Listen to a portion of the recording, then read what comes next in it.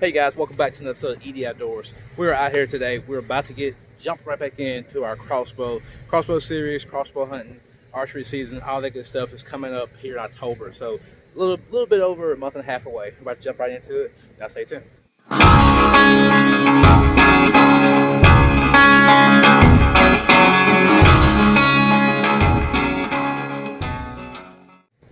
Alright guys, welcome back. I know it's been a while since I posted a video. I've been doing a lot of stuff this summer, a lot of changes going on and such. And I just took a little bit of break from YouTube, done a lot of traveling, I was getting into a lot of stuff. But hey, we got archery season coming up. Last year, actually past few years, I did a crossbow series where I tested different broadheads. I did a lot of different tests on the Barrett Jackle Crossbow, which I love. I still have it. For those of y'all who haven't seen it, Barrett Jackle Crossbow. I got the Noah Stephanie kit on it right there, and then I have a 3 to 9x40 scope that I took off of a Remington rifle and put on here. This is the scope I use. This is the exact setup I used last year when I killed my first bow deer, first crossbow deer. So this is what we'll be using again this season. It's important, you guys, break out your crossbow, break out your equipment very, very early, to where if there's anything wrong with it, anything going on, strings, cables need to be replaced, you have a chance to replace those and get it fixed before the season starts, and then you can practice.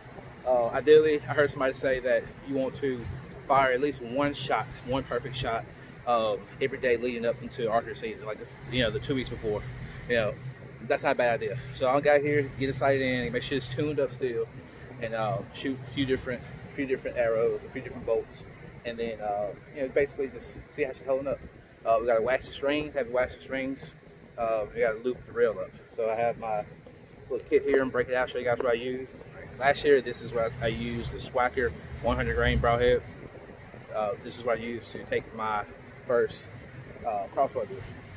This year, I have same arrow, same company, but I think I'm about to switch into the 150 grain. I picked up a pack of these in all season, the 150 grain Swackers, and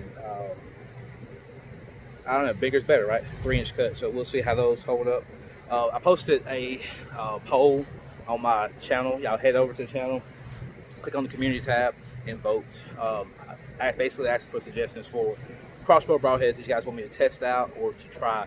And I buy a few different ones, and we'll test them out.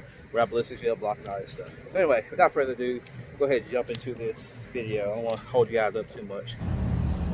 Alright guys, there she is. Here's old Jackal Crossbow. Go ahead and get her conditioned real quick. I'll show you guys that process. Real simple. Take your bowstring wax, take some wax, rub it into the string just like that. Make sure it's nice and waxed up and lubed up. You don't want to overkill because it's going to attract dirt and dust, and it's going to clog the strings and get them all dunked up. But you want to make sure they're nice and conditioned.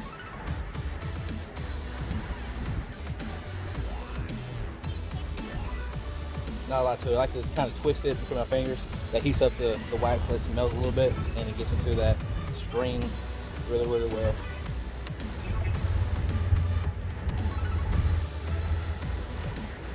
Take your rail loop, same thing, just run down the rail, in front and behind. Basically, the rail loop is to reduce friction on your bolt whenever it leaves off the rail. Take your finger, kind of rub it in a little bit.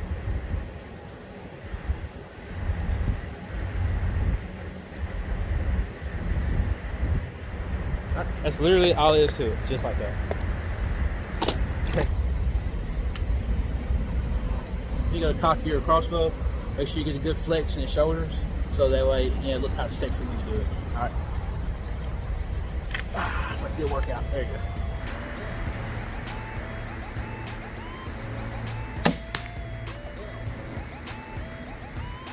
All right, second shot.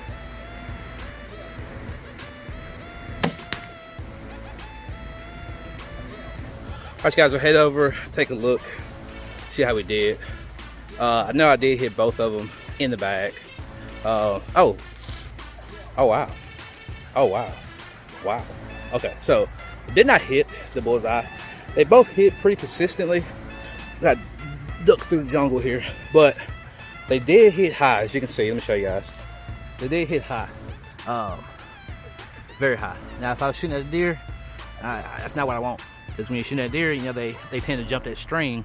And if you're aiming high or if you're aiming low, naturally, then you want to make sure you know where you're going to hit. And that right there is a good, I don't know, 3 inches high, 3 to 4 inches, 3.5, 4 inches high from the center, but definitely 4 inches high from the bullseye.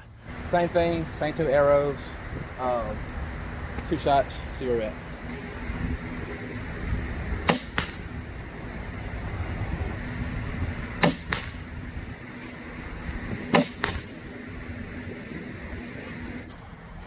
Alright guys, I thought we were good, but had 2 arrows fly crazy left. One hit, yeah, that kind of, let y'all take a look and see. First one I hit here was a little high, and then I made the second shot and hit a little left. Made adjustments, and the third one hit right there below the bullseye. And then the fourth one hit crazy over here. So I said, oh, it must have been that arrow. So I shot, this is my 5th shot, and it hit way left, way off. So I'm going to pull these out, I'm going to reset, we're going to shoot 3 and see where those 3 hit at. Alright, not going to make any adjustments. I'm just going to jump back into it and see where we're at, see where we stand, see what's going on with her.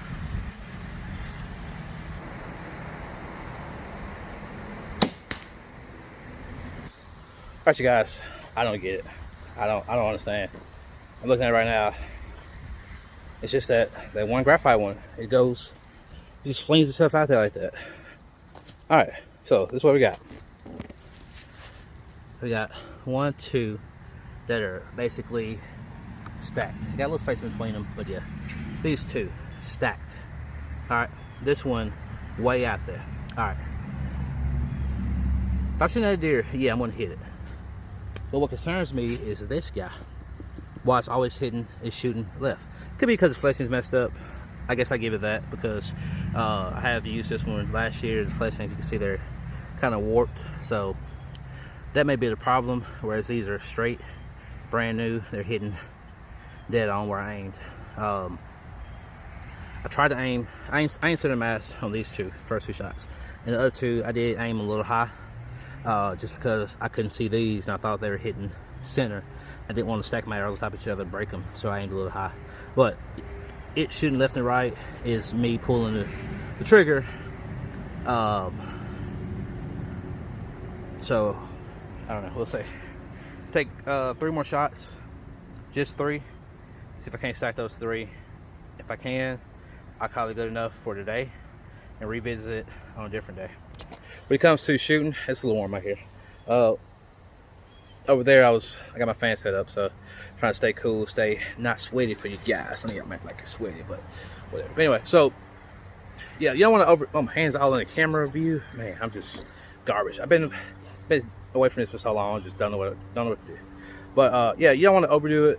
I've shot several shots already, well, like 15 shots today. Don't want to overkill it, so I'm gonna shoot just 3 more shots and then leave it alone, not touch it. Wait until tomorrow, come back, try it again. Conditions may be different, my fatigue level may be different, so much different factors that may come into play. That's why you want to start early when you're trying to retrain yourself on crossbow, and when you're trying to get everything tuned up. You'll start early to where any adjustments need to be made, you can make those adjustments.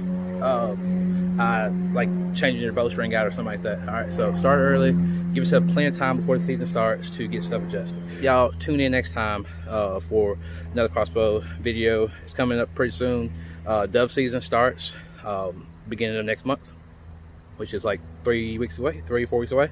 Dove season's coming up pretty soon, and then after that, crossbow season coming up. So y'all don't want to miss anything coming from E.D.Outdoors. I'll see you guys later. See you next time from E.D.Outdoors. E.D.O. out.